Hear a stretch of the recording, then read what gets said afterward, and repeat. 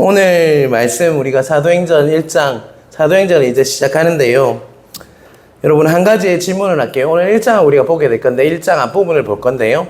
2장에는 어떤 사건이 아주 중요한 사건이 일어나거든요. 그게 어떤 사건인지 혹시 아시는 분이 있어요? 어떤 사건이 일어납니까? 사도행전의 핵심이죠. 그분이 오셨죠. 오늘 우리가 찬양하기도 했는데요. 그분이 오시는 겁니다. 누가 오셨죠?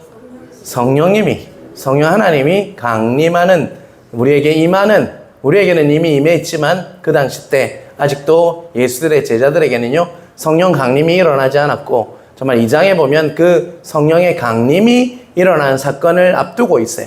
자, 오늘 우리가 1장을 보게 되는데요. 1장에는 예수님께서 오순절 강림을 앞두고 제자들에게 두 가지 사건을 통해서 그 제자들의 시선을 전환시켜 줍니다. 오늘 설교 제목이 시선의 전환이잖아요. 그래서 예수님께서 이제 그 성령님께서 강림하는 사건은 아주 중요한 사건입니다.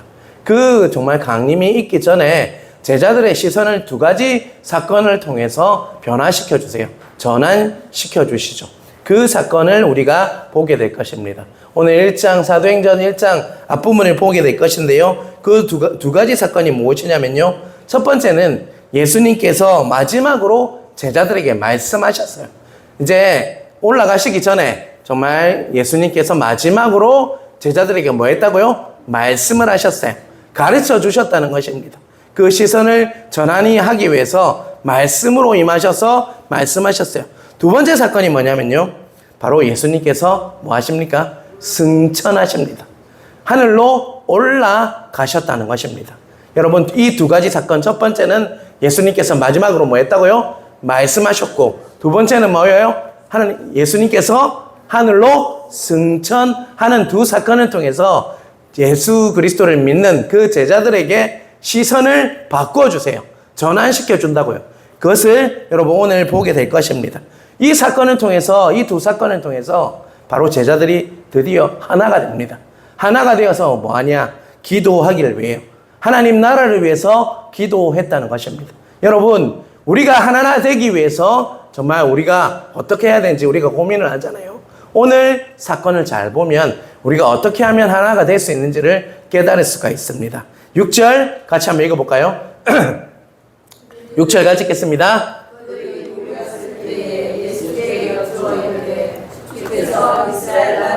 회복하심이 이때니까.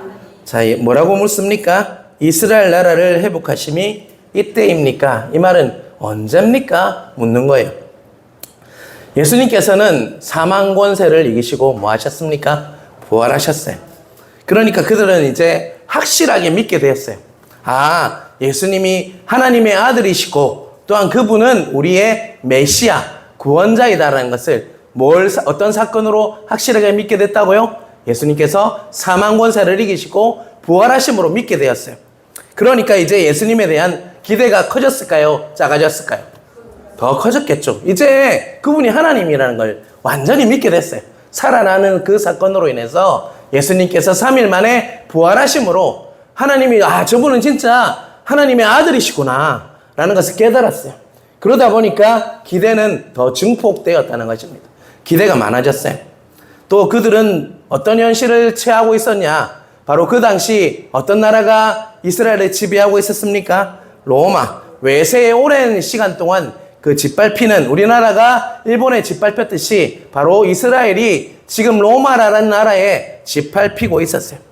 제자들이 있었던 그 순간에도 이스라엘 백성들은요, 로마의 식민지로 고통을 당하고 있었어요. 그런데 정치 지도자들과 영적인 지도자들이 지휘를 잘했냐, 리더를 잘했냐? 그렇지 않다는 것이죠. 그들은요, 정신을 차리지도 못하고 어떻게 했습니까? 극도로 부패해 있었어요. 그런 상황에서 제자들은 예수님께 무엇을 질문한 겁니까? 바로 이스라엘을 회복하시는 때가 언제입니까? 이때입니까? 라고, 우리도 마찬가지잖아요. 일제 36년 동안 언제 정말 해방이 될까? 강복이 될까? 라고 물었지 않습니까? 그렇듯이 이스라엘도요, 지금 정말 이스라엘이 해방되는 날이 언제입니까? 회복되는 날이 언제입니까? 라고 누구에게 물었어요? 예수님께 물으셨다는 것입니다. 그런데 제가 성도님들을 만나보면요, 정도의 차이는 있지만 바로 제자들과의 질문과 별로 다르지 않다는 것이죠. 어떤 분은 이렇게 찾아오셔서 이렇게 말합니다. 아이고 목사님, 우리 집이 언제쯤 회복이 되겠습니까? 라고 물어봐요. 또 아이고 목사님, 언제 제가 건강이 좋아지겠습니까? 라고 묻습니다. 또 언제 우리 자녀가 정신 차리겠습니까? 아이고 좀 정신 좀 차렸으면 좋겠습니다. 라고 물어요. 또 우리 집도 언제 좀 피겠습니까? 경제적으로 좋아지겠습니까? 묻습니다. 또 어떤 분은요, 언제 우리 교회가 진짜 정말 회복하고 또 부흥하겠습니까? 묻죠. 이런 질문을 저는 계속 듣고 있다는 것입니다. 정말 또한 어떤 분은 어떤 목사님이 오셔서 정말 욕만 먹고 있는 우리 교회가, 우리 정말 대한민국의 교회가 언제 이렇게 회복이 될까요? 이렇게 또 묻는 목사님들도 있잖아요. 사랑하는 성도 여러분, 사실 6절의 이 질문은요, 바로 어쩌면 우리 모두의 마음을 대변해서 예수님께 제자들이 드린 질문이라고 할 수 있어요. 여러분 솔직히 한번 해보세요. 이런 기도 안 하신 분 한 명도 없죠. 언제 우리 가정이 회복되고 우리 자녀가 회복되고 또 우리 사업이 회복되고 우리 교회가 회복되고 부흥되고 또 우리나라 대한민국이 회복되겠습니까? 하는 기도는 누구나 다 하는 기도예요. 그런데 제자들은요, 예수님께 물었다는 것입니다. 자, 7절을 한번 같이 읽어보겠습니다. 7절 같이 읽겠습니다. 예수님께서 대답하셨어요. 같이 읽겠습니다. 이르시되 때와 시기는 아버지께서 자기의 권한에 두셨으니 너희가 알 바 아니요. 자, 여러분, 예수님께서 뭐라고 말씀합니까? 때와 시기는 네가 알 바 아니다. 자, 여러분, 이 말 들었을 때 여러분이 제자라 생각하시고 자, 억수 심각하게 물었어요.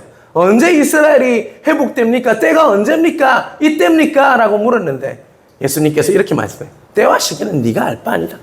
딱 이렇게 얘기하면 여러분 마음이 어땠을 것 같아요? 너무 기뻤을 것 같습니까? 아, 진짜 예수님이 왜 저렇게 얘기하시지? 이렇게 얘기했을 것 같습니까? 어떨 것 같습니까, 여러분? 좀 섭섭할 수도 있잖아요, 그죠? 예. 좀 자기는 진짜 고민하다가 주님께서 부활하시고 정말 저분은 하나님의 아들이다 생각하고 그리고 물었는데 때와 시기는 네가 알 바가 아니다. 그런데 이 질문 답 안에는요, 중요한 내용이 있습니다. 때와 시기는 아버지께 있다, 이 말이에요. 때와 시기가 누구에게 있다는 것입니까? 아버지께 있다. 너희가 알 바 아니다. 때와 시기는 하나님 손에, 아버지 손에 있다는 거죠. 그 말은 또 다른 말로 하면 아버지께서 뭐 하신다는 것입니까? 다 책임져 주신다라고 말씀하고 있는 것입니다. 잘 해석하시길 바랍니다.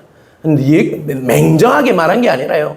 정말 이거는 하나님이신 아버지의 성부에 대한 신뢰이고 그 정말 질서를 예수님께서 말씀하고 있어요. 그 때와 시기는 누구에게 있다는 것입니까? 아버지께 있다. 그래서 아버지께서 다 책임져 주실 것이다 라고 말씀하고 있다는 것입니다. 이 말씀을 잘 묵상하시고 여러분에게도 적용하시는 은혜가 있길 주님의 이름으로 축원합니다. 그리고 또 한 절, 8절 같이 읽겠습니다.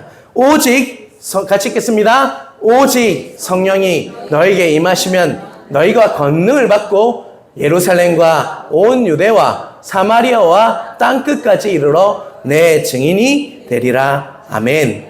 예수님이 제자들에게 마지막 말씀을 하십니다. 중요한 말씀이죠. 너희가 구해야 할 것은 이스라엘의 회복이 아니라 뭐라는 것입니까? 하나님 손에 달려 있으니까 너희가 구해야 할 것은 뭘 받도록 너희가 임하시면 뭘 기대하라는 것입니까? 성령님을 기대하고 성령님이 임하시면 뭐가 임한다고요? 너희에게 그 권능, 능력이 임해서 정말 너희들이 진짜 해야 할 일은 뭐라는 것입니까? 예루살렘은 자신들이 살고 있는 땅이에요. 온 유다는 조금 벗어난 지역입니다. 사마리아는 바로 믿지 않는 땅이에요. 그리고 땅끝은요, 더 멀리 있는 곳에 가서 누구의 증인이 되라고요? 예수 그리스도의 증인이 되는 것이 너희가 해야 할 일이다. 그 정말 이스라엘의 회복은 누구에게 맡기라는 것입니까? 성부 하나님께 맡기고 너희는 무엇이 돼야 된다고요? 내 증인이 되어야 한다. 그런데 전제 조건이 있어요. 뭐가 임하면요? 성령님이 임하면 너희가 권능을 받고 그 권능으로 너희가 예수 그리스도의 증인이 되어야 한다라고 우리에게 말씀하고 있다는 것입니다. 여러분, 저는 이 말씀을 묵상하면서 도전이 되었어요. 저도 교회에 오면요, 이것도 저것도 해결해야 될 일이 많습니다. 이번 주에도 세무서에서 전화가 와서 사무적으로도 행정적으로도 할 일이 있어요. 또 이런 문제 저런 문제가 있잖아요. 그것도 고민이 되고 집에 가도 사실 고민을 해야 할 부분들이 많아요. 자녀들도 있고요. 또 재정적인 부분도 있으니까 고민을 해야죠. 그래서 저도 하나님께 물을 때가 참 많습니다. 아이고 하나님, 우리 교회가 참 연약한데 하나님 언제 회복이 되겠습니까? 이 문제도 있고 저 문제도 있는데 언제 회복이 될까요? 이제는 더 이상 이런 문제로 내가 고민하기 싫은데 하나님 언제 회복이 될 것 같습니까? 우리 가정에도 이런 문제가 있는데 언제 이 문제가 없어지겠습니까? 어떻게 하면 우리 부모님들도 정말 좀 걱정하지 않고 살 수 있을까요? 라고 수없이 질문을 하고 살고 있어요. 그런데 예수님께서는 저에게 말씀하시는 것 같았어요. 오늘 제자의 그 고백처럼요, 제자들이 물었을 때 예수님께서 말씀하셨듯이 정말 주님께서는 우리에게도 이렇게 말씀하십니다. 그것은 네가 신경 쓸 것이 아니라 때와 기한은 너에게 달린 것이 아니다. 그것은 아버지께 달린 것이다. 네가 진짜 신경 써야 될 것은 바로 언제 회복하고 언제 되는 것이 정말 부흥할 것인지 그것을 고민하는 것이 아니라 지금이라도 네가 성령으로 무장해서 지금 이 상황에도 예수님의 증인이 되는 게 바로 네가 해야 할 일이다 라고 우리 각자에게 말씀하고 있으심을 믿으시는 은혜가 있길 주님의 이름으로 축원합니다. 여러분, 이 고백은요 정말 중요한 고백입니다. 우리 교회, 우리 가정, 우리 자녀, 우리 사업장 잘 되게 해주시는 게 이때입니까? 회복하심이 언제입니까? 이것은 우리의 관심일 뿐이에요. 그런데 어찌 보면 예수님의 관심은 정말 어찌 보면 다른 곳에 있을 수 있음을 깨닫는 은혜가 있길 간절히 바랍니다. 하나님의 관심은 무엇이냐? 그것은 하나님께 맡기라는 거예요.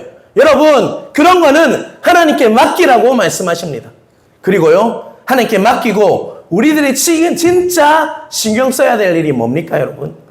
바로 성령의 능력을 입는 거예요. 먼저는 누구의 능력을 입는다고요? 성령님의 그 능력을 입어서 어떤 상황에 있을지라도 우리가 건강하든지 건강하지 않든 우리가 부유하든지 가난하든지 또 남들이 볼 때 잘하고 있다라고 여길 건지 잘하고 있지 않다라고 여길지라도 우리가 진짜 해야 할 게 뭡니까? 바로 우리 삶을 통해서 예수 그리스도의 증인이 되는 것이 우리가 해야 할 일임을 깨닫는 은혜가 있길 주님의 이름으로 축원합니다. 여러분, 이 말씀 꼭 기억하십시오. 다른 걸 뭐라고요? 하나님께 뭐하라고요? 맡기십시오. 맡기시면 하나님께서 하실 것입니다. 그것을 신뢰하십시오. 그리고 우리는 무엇을 구해야 된다고요? 성령 하나님께 임하셔서 나에게 능력으로 임하셔서 정말 예루살렘과 온 유다와 사마리아와 땅끝까지 이르러 정말 예수 그리스도의 증인이 되는 것이 우리를 부르신 목적임을 깨닫는 은혜가 있길 주님의 이름으로 축원합니다. 예수님께서 뭘 변화시켜 주셨어요?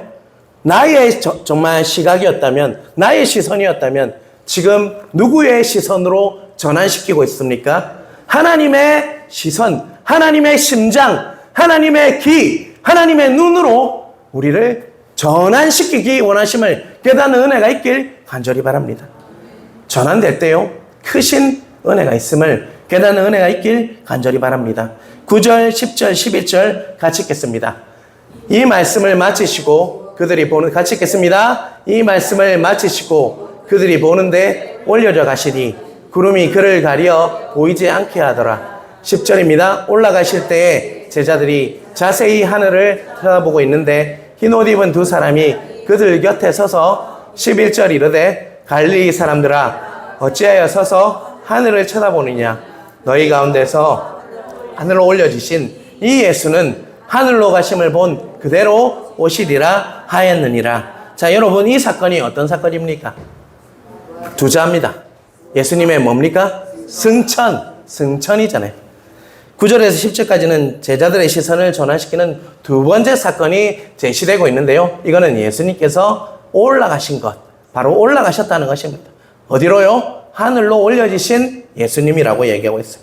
승천에 대해서 여러분 설교를 제가 거의 안 했어요.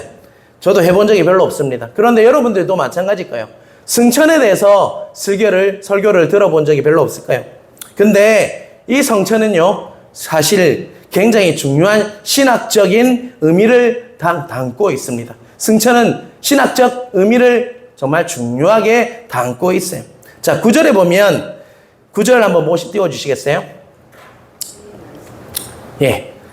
올려져 가시니 구름이 그를 가려 보이지 않게 하더라 라고 얘기하고 있어요. 예수님께서 지금 올라가시니까 누구가 가렸다고요? 구름이 예수님을 가렸다 라고 얘기해요.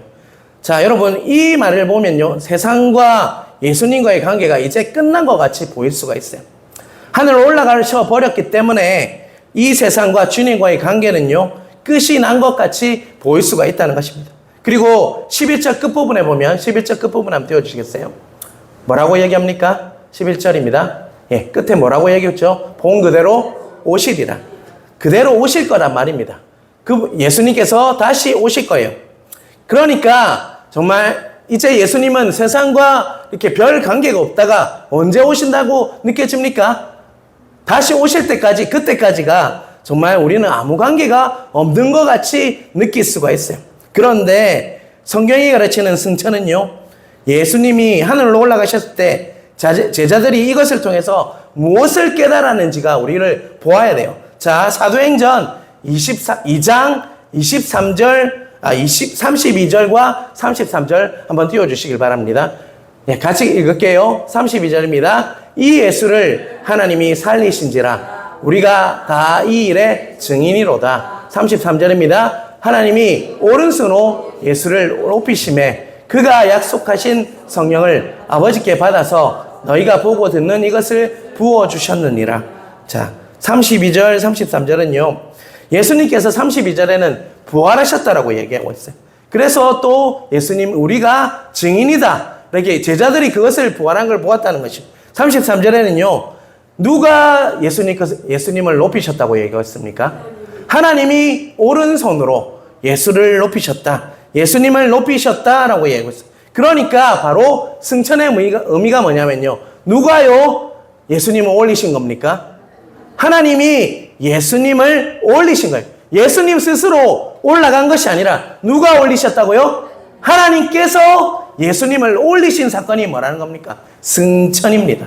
성천이라는 것은 예수님이 올라가신 게 아니고, 자신 꼭 기억하십시오. 예수님께서 슈퍼맨 같이 이렇게 해가지고 올라가신 거 아니에요. 누가 올리신 거예요? 성부 하나님께서 올리신 사건이 바로 승천이라는 것입니다. 예수님을 높이셔서 그가 약속하신 성령을 어떻게 하기 위함입니까? 바로 아버지께서 받아서 누구에게 부어주기 위함이에요? 바로 우리에게 부어주시기 위해서 누가 올리셨다고요? 하나님께서 예수님을 하늘로 높이신 것, 올리신 사건이 바로 승천이라는 것입니다. 하나님은 예수님을 높이셨고 예수님에게 하나님께서 약속하신 무엇을 주셨다는 것입니까? 성령을 주셨어요. 다시 말하면 그 성령을 예수님께서 누구에게 먼저 부어주셨습니까? 제자들에게 강림하게 하셨어요. 그리고 그 성령을 누가 또 받게 됩니까? 바로 우리가 받게 되는 사건이 바로 승천이라는 것입니다. 자, 사도행전 2장 34절 같이 읽어보겠습니다.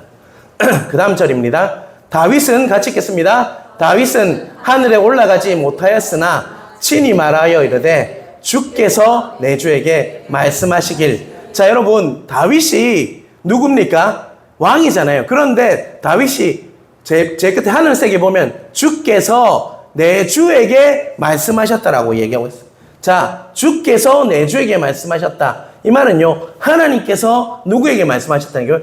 예수님께서 말씀하신 사건을 말씀하는 겁니다. 시편 110편 1절 같이 읽겠습니다. 예수께서 같이 읽겠습니다. 예수께서 내 주에게 말씀하시기를 내가 내 원수들로 내 발판이 되게 하기까지 너는 내 오른쪽에 앉아 있으리라 하셨도다. 여호와께서 내 주는 누굽니까? 여호와는 하나님이잖아요. 성부 하나님이 내 주는 누굴까요? 예수님께서 말씀하셨다는 거예요. 내가 내 원수들로 내 발판이 되게 하기까지 너는 어디에 있다고요? 오른쪽에 앉아 있으리라. 자, 예수님께서 누구 오른쪽에 있습니까? 하나님 오른쪽에 앉아 계신다는 것입니다. 그런데 언제까지요? 내 원수들로 내 발판이 되게 하기까지. 이 말은요, 너를 대적하는 원수들을 완벽하게 정말 물을 무찔러서 네 발밑에 바로 납작 엎드리게 할 때까지. 언제까지요? 바로 내 오른편에 두게 할 것이다. 바로 예수님의 성천이 뭐냐면요, 말씀이 성취된 것인데, 예수님이 이제 어디에 앉게 되는 사건입니까? 바로 하나님 보좌 어디 편에요? 오른쪽에 앉게 되는 사건이 바로 승천임을 깨닫는 은혜가 있길 간절히 바랍니다. 자, 여러분, 에베소서 1장 20절에서 22절도 같이 읽도록 하겠습니다. 지금 중요한 말씀입니다. 같이 읽겠습니다. 그의 능력이 그리스도 안에서 역사하사 죽은 자들 가운데서 다시 살리시고 하늘에서 자기의 오른편에 앉히사 21절 모든 통치와 권세와 능력과 주권과 이 세상뿐만 아니라 오는 세상에 일컫는 모든 이름 위에 뛰어나게 하시고 22절 같이 읽겠습니다. 또 만물을 그의 발 아래에 복종하게 하시고 그를 만물 위에 교회의 머리로 삼으셨느니라. 여러분, 그러니까 하나님께서는 예수님을 자기 오른편에 앉히셨다고 했잖아요. 이분이 누구냐 하면 만왕의 왕입니다. 만주의 주십니다. 공적으로 그 성천은요, 오른편에 앉히셔서 그분이 누구라고 선포하는 겁니까? 만왕의 왕이시고 만주의 주다라고 선포하는 사건이 바로 승천이다라고 우리에게 말씀하고 있어요. 자, 22절에 보면요, 바로 그 만물을 누구 발 아래에 있다라고 합니까? 만물이 누구 발 아래에 있습니까? 예수 그리스도 발 아래에 있다는 것입니다. 그것을 믿으십니까, 여러분? 지금도 예수님께서는요, 하나님 우편에 앉으셔서 만물을요, 발 아래 복종하게 하고 계시고 교회의 머리가 되시는 분이 누구라는 겁니까? 바로 예수 그리스도라고 얘기하고 있어요. 예수님은 누구시냐? 지금도 하나님 보좌 우편에 앉으셔서 만왕의 왕이고 만주의 주시고 모든 영적 세력들을요, 모든 만물들을 누구의 무릎 앞에요? 정말 누구 앞에요? 바로 예수님의 무릎 앞에 꿇게 하시는 분이 바로 예수 그리스도심을 믿으시는 은혜가 있길 간절히 바랍니다. 여러분, 이 말씀을 믿을 때 여러분, 우리는 누구에게 복종할 수밖에 없습니까? 예수 그리스도를 의지하고요, 예수님 그리스도의 말씀에 복종하고 순종할 수밖에 없다는 것입니다. 모든 만물이 그의 무릎 앞에 꿇게 되어 있다. 모든 만물의 왕이시다. 만주의 주시다. 그분 앞에 우리는 순종할 수밖에 없다는 것입니다. 제자들이 무엇을 깨달았냐? 예수님의 그 승천을 통해서 이분은 만왕의 왕이시구나. 만주의 주시구나. 그분 앞에 무릎을 꿇어야 되겠구나. 내가 복종할 수밖에 없겠구나. 그분에게 순종해야 되겠구나. 그분을 의지해야 되겠구나. 제자들은 정말 깨달았다는 것입니다. 여러분, 우리가 누구에게 순종해야 합니까? 바로 우리가 누구에게 복종해야 합니까? 우리가 누구를 의지해야 합니까? 이 답은요, 바로 이 말씀을 통해서 우리에게 분명히 말씀하고 있습니다. 누구에게 순종하고 누구에게 복종하며 누구에게 의지해야 합니까, 여러분? 누구십니까? 예수 그리스도 맞으십니까? 확실하게 대답하십시오. 그분께 순종하고 복종하고 그분의 발 앞에 무릎 꿇는 것이 우리가 해야 할, 그래서 우리가 무릎 꿇고 예배하잖아요. 만주해 주시고 만왕의 왕이신 예수 그리스도께 우리가 무릎 꿇고 순종하고 복종하고 그분을 의지할 때 결국은 우리가 뭐 하게 되어 있습니까? 승리하게 될 수 있음을 깨닫는 은혜가 있길 간절히 바랍니다. 그분이 그런데 다시 오신다라고 말씀하셨어요. 다시 오실 것입니다. 그 말은요, 한 사람도 예외 없이 그분의 앞에 우리가 정말 서게 될 것이다. 우리의 모든 일들을요, 책임지게 될 그날이 올 것이라는 것입니다. 누구도 예외 없어요. 아무리 이 땅에서 돈을 많이 가지고 있어도, 아무리 뛰어난 정말 목사라도 다 누구도 제외 없이 그 앞에 무릎을 꿇게 되어 있어요. 누구도 예외 없습니다. 우리는 한평생을 사는 동안 우리의 인생에서 옳고 그름을 평가하시는 분은 누구라는 겁니까? 우리가 이 일생에서 살았던 옳고 그름을 판단하실 분은 누구예요? 예수 그리스도세요. 그래서 우리는 예수님을 의지해야 되고요, 예수님께 순종해야 되고 예수님께 정말 복종해야 합니다. 그것을 잊지 않으시는 여러분 되시길 간절히 바랍니다. 제자들은 이제 승천하는 모습을 보면서 내가 이제 이스라엘이 회복되는 게 언제일지 그게 중요하지 않구나. 내가 예수님의 발 앞에 엎드려야 되겠구나. 무릎 꿇어야 되겠구나. 그래서 믿고 의지하며 순종하며 복종해야 되겠구나. 라는 것을 깨달을 수가 있었다는 것입니다. 여러분이 이 말씀을 여러분의 말씀으로 삼으시는 은혜가 있길 간절히 바랍니다. 여러분들도 주님 앞에 무릎 꿇어야 돼요. 주님 앞에 순종해야 합니다. 주님께 복종해야 돼요. 그분을 온전히 의지하실 때 주님께서는요, 우리를 인도하셔서 길이요 진리요 생명으로 우리를 인도하시는 우리의 구주 되신다는 것을 잊지 않으시는 여러분 되시길 주님의 이름으로 축원합니다. 12절 14절을 보시면 제자들이요, 여인들이 그리고 예수님의 가족들이 나옵니다. 그런데 복음서에 보면 이 사람들이 시기 질투 또 경쟁하고 또 성향도 다르고 기질도 달랐어요. 그래서 언제나 하나 되지 못했어요. 그런데 지금 14절 한번 띄워주시겠어요? 14절에 한번 같이 읽어볼까요? 여자들과 예수의 어머니 마리아, 예수의 아울들과 더불어 마음을 같이하여서 오로지 기도에 힘쓰더라. 자, 뭐 했다고 얘기하고 있습니까? 마음을 같이하여, 이 말은 뭡니까? 하나 되었다는 것이에요. 그리고 뭐 했다는 것입니까? 오로지 기도에 힘쓰더라. 우리 교회가 이렇게 되길 주님의 이름으로 축복합니다.